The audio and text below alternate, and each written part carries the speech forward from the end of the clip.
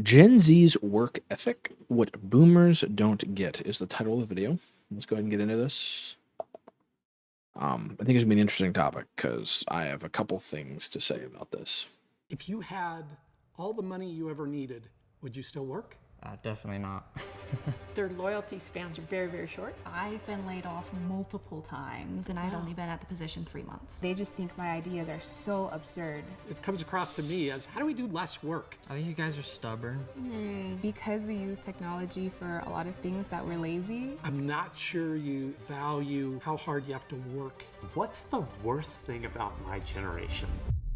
Can Gen Z and baby boomers get That is just to make a point. That is a wild question because you're gonna get an answer. Like he probably asked that with the assumption that he's gonna get an answer he doesn't like, but you're going to get an answer you do not like that. It's just absolutely going to be a like a just an open-ended like Teflon room. This question it's just gonna make you. It's not going to be a feel good question, especially because there's so many answers to that are respectfully not good. Like there's so many negative answers to that you can have. Um, I don't even know where to begin, to be honest with you. I'm going to be totally honest. belong in the workplace? To find out, we paired 6 strangers back to back for an unfiltered conversation about work culture.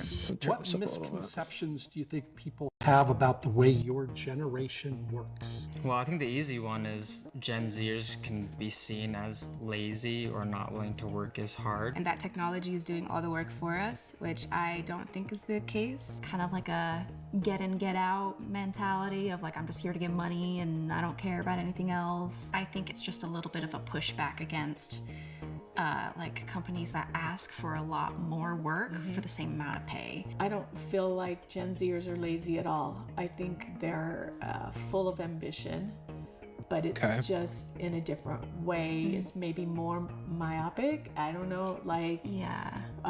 not what's good for the company, but what works for me. The boomer generation and older people tended to place more emphasis. Well, okay, so it's also going to be like a thing.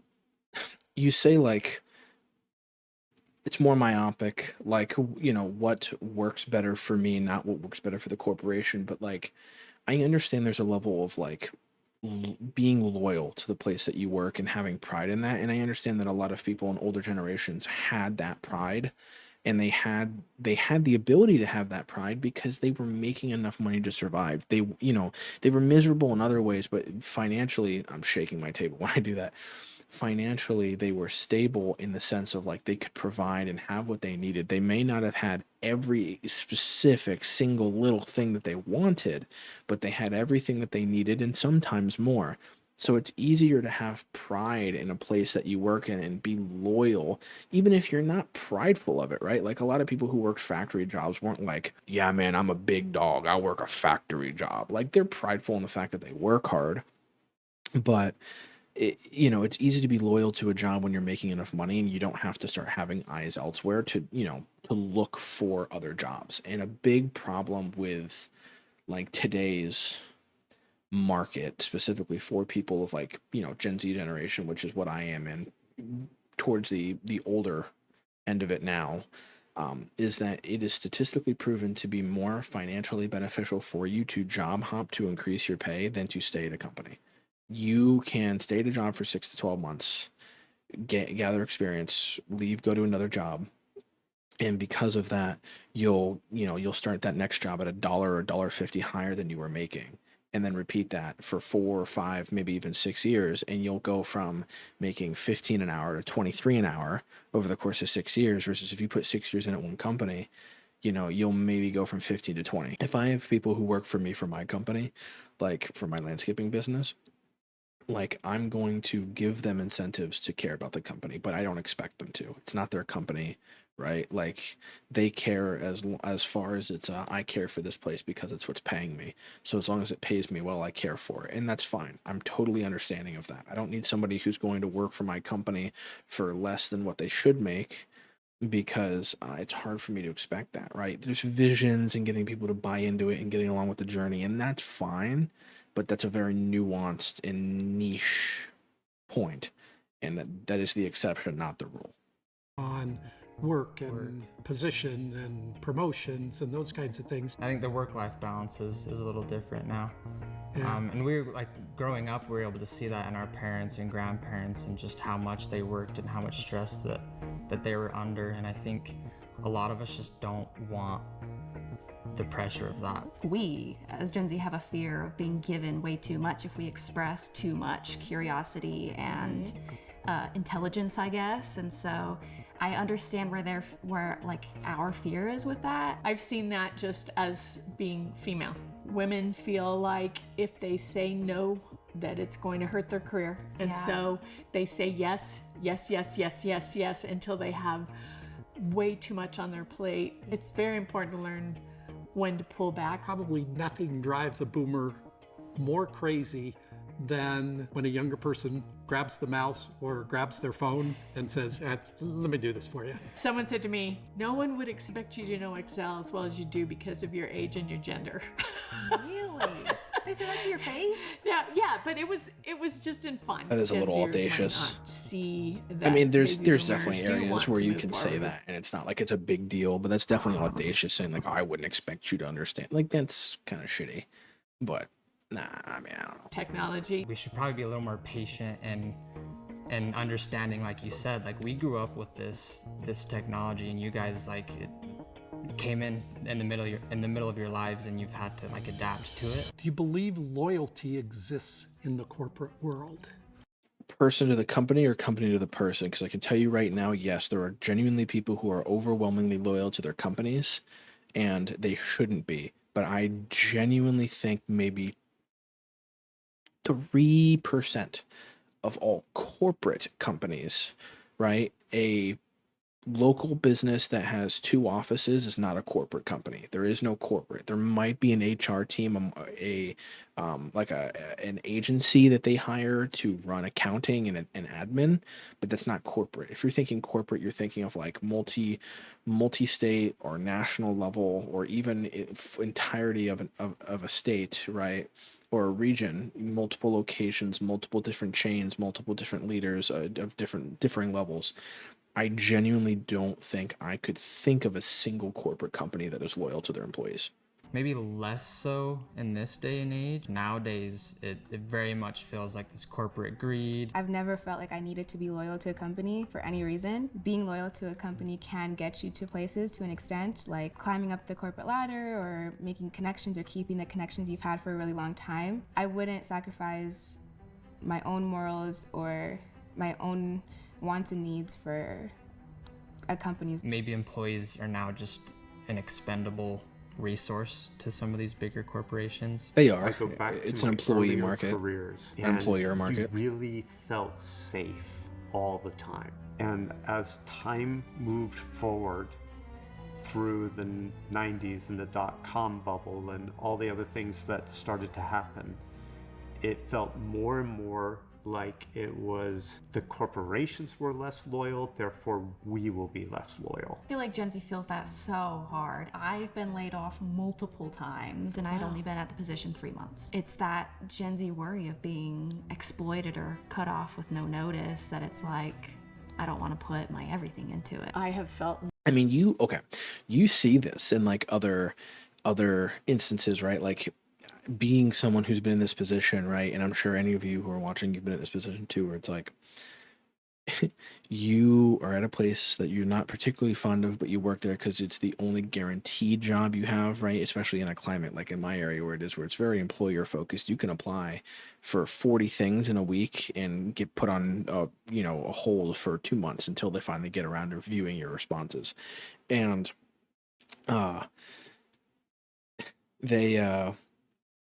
you see it a lot when like it just happened to me because I quit my day job as I was towards the end of it, I was working as outside services, but I was a second assistant golf pro for a while, and I quit my day job doing that because I have my own business now that's taking off and making way more than what I was doing being a golf pro.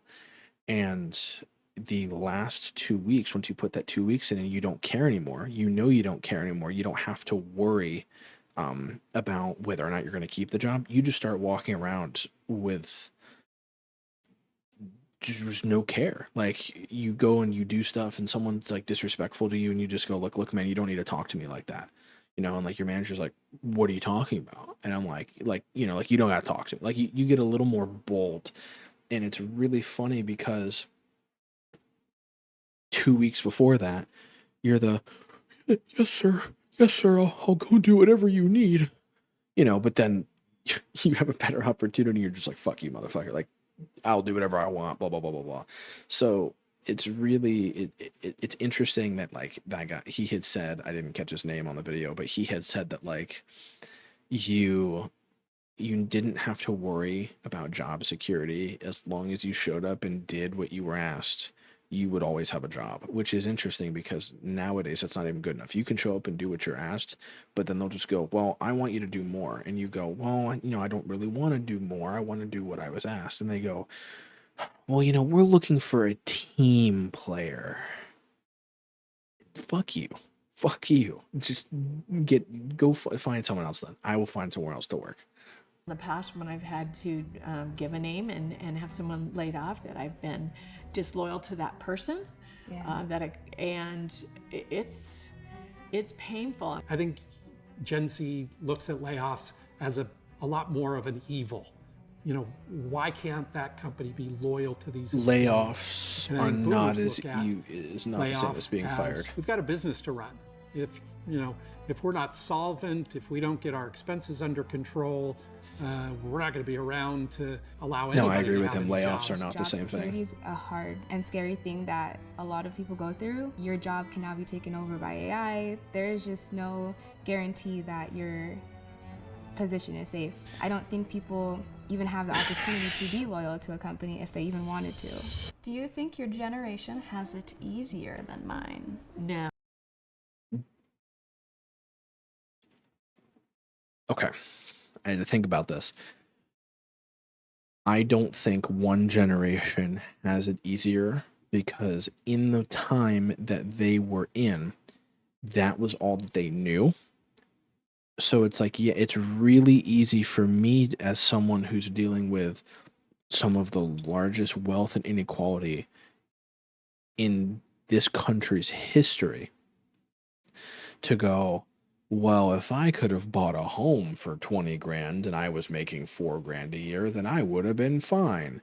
And it's like, yes, objectively, was it as bad when they were around as it is for us? No. So by definition, is it easier for them? Yes. But in their time, they were saying the same thing. Well, if I could buy 40 acres of land for $1.50 and a bag of chips, then, maybe I would be doing, like, they were all saying the same thing. And I genuinely think the only generation that doesn't really have as much to complain about would be baby boomers, because you were literally born during, now there's still racism and inequality and segregation in other ways, but financially speaking, you were born during one of the best periods of our history. That's why it was the baby boom. That's why everyone was having kids. So I think there's a bit of a gray area there, but then everything after, you have like Vietnam, you have then Iraq, then you have all of the other shit in the Middle East, and then you have like the space race, the Red Scare, McCarthyism, everyone losing their jobs if you so much as breathe any word out of your mouth that starts with C, and then you have the recession in 08, it gets bad. You have 9/11, or you have all of these bad things that kind of start happening from like the 60s onward, so it's like, I guess baby boomers, the first half of most of their lives was fine, right? So getting into adulthood, early adulthood was fine. Maybe mid to late adulthood got scary. That's fair, No, we're the ones that, walked uphill 10 miles in the snow to school. I think as far as a career goes, I think that boomers had it a bit harder than Gen Zs. I think there was more demand on them, on their time. It was so much less flexible. Yes, I would that's argue true. that the job market is a little bit harder now. You know, like going to college and getting a degree, it doesn't pay off as much as it used to. There's more options now, but less people getting picked because the expectations for entry are higher. The expectations for entry were lower. However, once you got in, the ability to improve, move on, move up, and progress in your specific career was very hard because now there's a lot of things in place that companies put in as like policies and protocols and HR companies handle, where you kind of have to be like, all right, if I'm not getting a level of progression soon enough, I can take this up the ladder and force someone's hand, right? So I this is like a toss. This is a coin toss. It's entry-level jobs they can't get because they don't have the experience. We went through a recession in That's true. 1980 and 1981, but then we had the Great Recession in 07 and 08, and we were going, uh-oh, everybody's shutting down, there's no jobs, what are we going to do?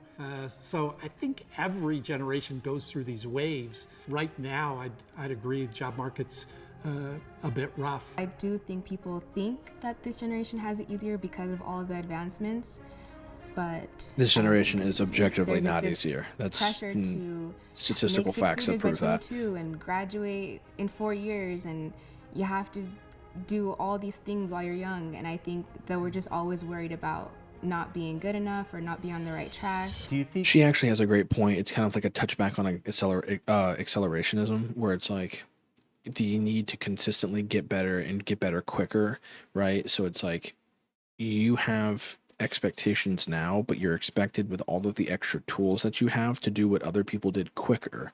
You're not allotted the same amount of time because you have more tools. And while that may be fair, like you should get something done quicker if you have more means to do it, that doesn't mean you should have to. That doesn't mean that you're behind if you're not. That doesn't mean that you're not allowed to take your time. And I think she's absolutely right in that regard. companies owe their employees anything beyond a paycheck? Yeah, a paycheck is great, but Paycheck you're is the telling bare me minimum. I can't take a day off because I'm tired or I'm sick. Like, I think sometimes employers think that they own you and they forget that you're human. I just wish there was more of a work-life balance, and I think employers could aid to that by being a little bit more understanding and compassionate. I think companies should prioritize and invest in their employees' mental health. I mean, I've heard of studies they've done in Europe where they did like a 4-day work week, and even though they had a whole extra day that they weren't working, their productivity statistically increased. 4-day work week, terrible idea, terrible idea. Working is a good thing, to think that, well, how do we taper it down? How do we do, it comes across to me as, how do we do less work? I don't think it's that good for society. If I can work a 4-day work week and get just as much done as I would in a 5-day work week, I would think you're a magician. If you get that done in 4 days and you tell me that you normally would have been 5 days, I'd take that 5th day and I'd say, okay, so now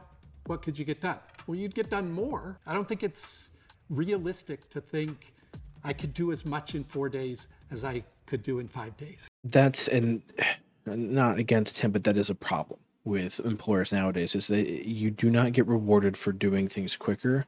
If you do something quicker, you just get more work added on to fill in the same amount of time. Especially because a lot of employers, and he's suffering from this, it's written all over how he's talking. It's that I had to work 5 days, so you have to work 5 days. No, just admit that I could be better than you. Or admit that the tools that I have allow me to excel in a way that you couldn't. That's not your fault, but don't take that out on me, right? It is just possible to get something done in 5 days that you would take 5 days or 4 days.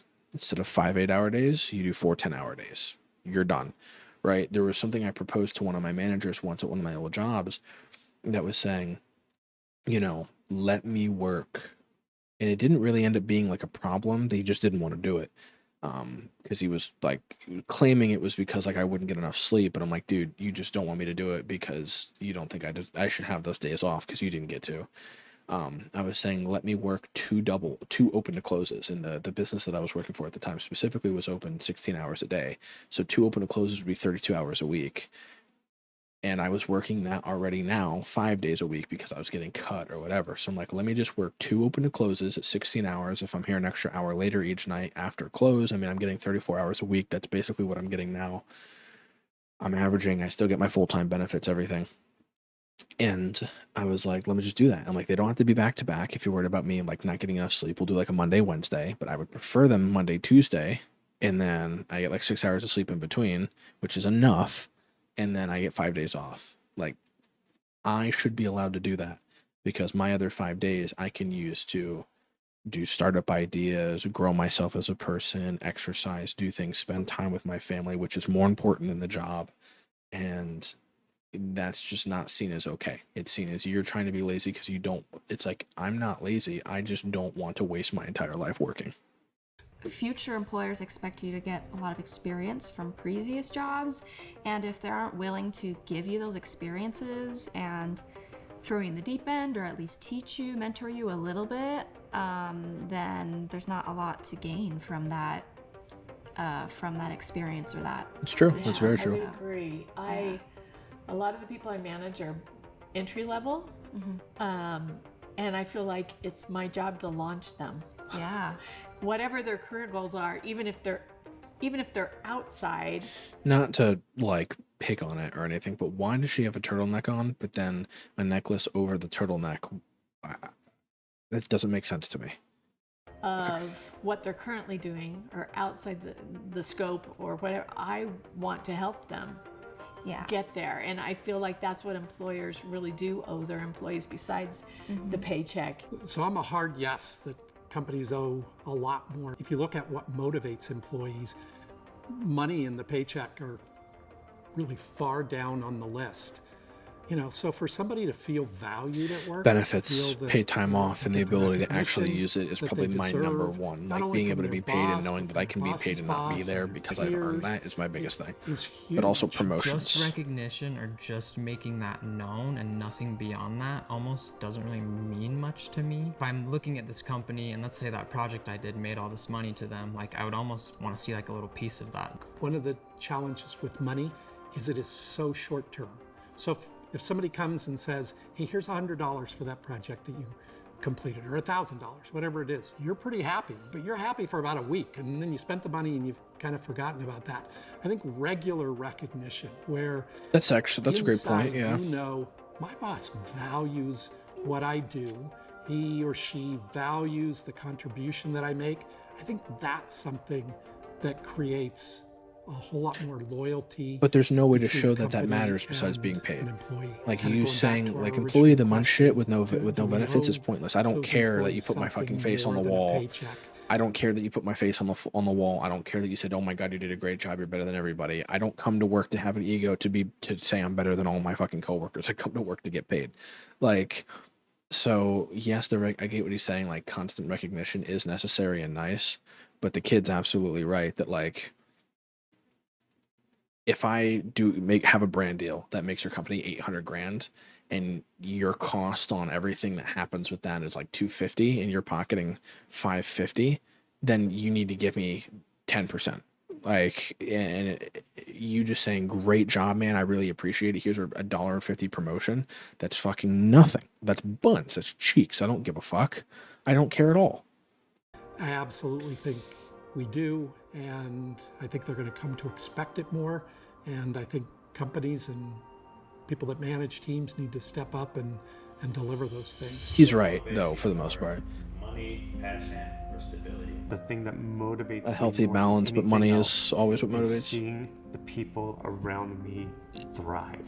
The passion of the people around me is what drives me. At least at this point in my life, That's a good answer. super It's easy true. to jump to passion. I think that's the thing that from day one can be motivating to Sure. the day they put you in the ground. I agree to an extent. I think I want passion to be the driver, but the way that the cost of living is just so expensive, it's like I kind of have to put that aside and really just be money driven. If I had more money, I could have a house. I feel like I could provide more for a family. I think that, I guess this is getting into a kind of another topic, but I just think like my value as a man is somewhat tied to the amount of money I have. It just opens a lot of doors that that I may not It's have normal to access feel that way. right now. Oh, I like this one. This is a fun question. You ready to rock? I'm scared. No, don't be scared. I got you. In the most unfiltered, uncensored way possible, what's the worst thing about my generation? Worst thing about our generation is the fact that they are lazy. There is plenty of our generation that has expectations, has beliefs that they are entitled to things that they are not entitled to. And the biggest thing is that they think people are supposed to care about their feelings and how they feel, when the world does not care how you feel. Time does not stop because you're sad. Time does not stop because you're sick. Time does not stop because you're upset. And you need to understand that while a healthy environment involves caring and understanding and empathy, that you can't expect everyone to stop for you, and you can't expect people to give you shortcuts and easier aspects because you're having a hard time. That's the area where they're emotionally lazy, physically very hardworking. Our generation, right? You put them in the spot and they feel emotionally there, they're going to give you the hardest work out of any person you've ever seen in your entire life.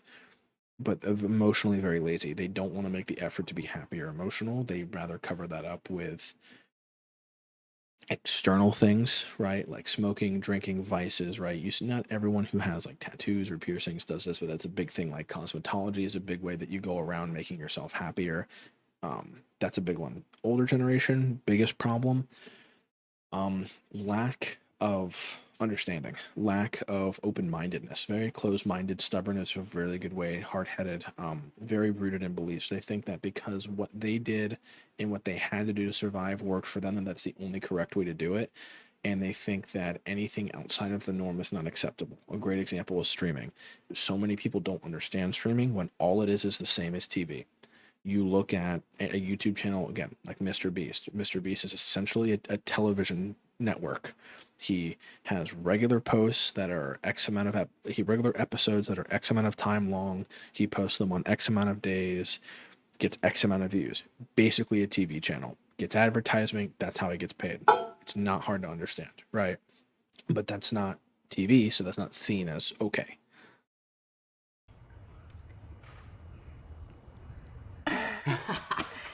Okay, this is no offense to anyone in specific. It's very hard to get through to some baby boomers. They can be very, very hard-headed, and they're not willing to acclimate to this new generation. The ones I've interacted with don't see that other people can work differently, live their life differently, Correct, and thrive. They just think my ideas are so absurd. If I had to answer with a criticism, It's just the amount of time in front of a screen, I would say is the worst thing. it's I'm not sure you. that is single-handedly the worst point. And she's not like at fault for thinking that. That's totally fair, right? Go outside, experience life, whatever. But at 90% of our current financial market is a tech bubble. And so if that's a large majority of what creates money in our lives, that's what we have to surround ourselves with. And that's what we have to focus on. So therefore, that's how we make money. That's how we survive. That's how we interact with our friends. That's how we connect with people, right? That's just what part of our life is.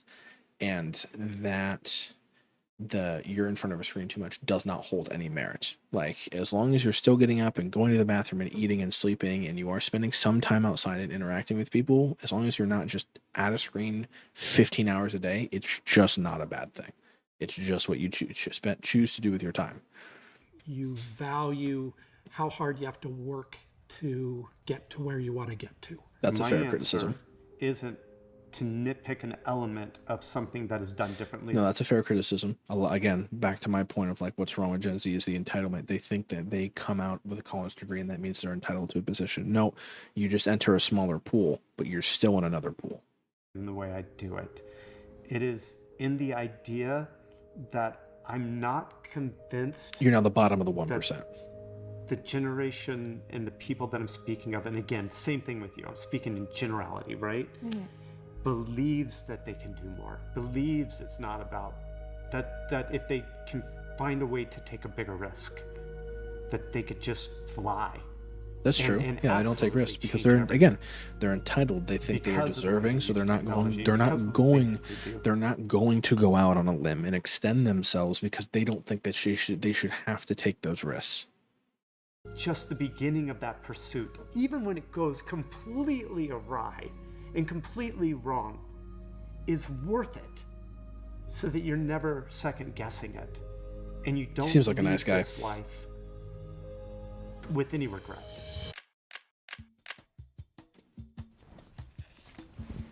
Hey! How's it going? Nice to meet you. Nice to meet you.